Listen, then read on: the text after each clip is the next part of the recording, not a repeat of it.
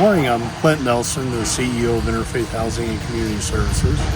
We're out here at the former St. Elizabeth Hospital site this morning and are started on the demolition process.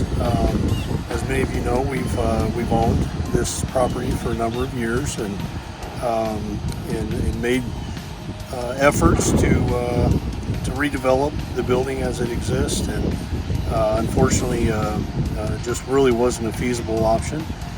So we have been working for the last couple years with the Reno County as well as the City of Hudge on plans to redevelop this site with new housing for local home buyers.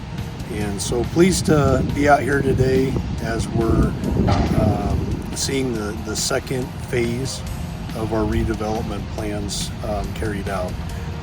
Certainly this demolition and the abatement of this property would not have been possible without pretty strong partnerships with Reno County and with the City of Hudge. Very thankful that not only were they there to offer some guidance, but also a good portion of the funding that was required to carry out this demolition project. None of the dollars that were committed to this project came from taxpayers in our community.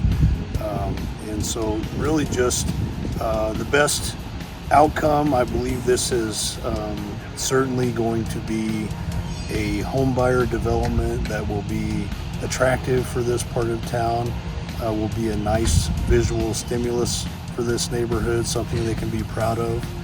And certainly Interfaith Housing is proud to be involved in this. So keep your eyes open as you drive down Monroe. Certainly the visual is going to change drastically here over the next few weeks.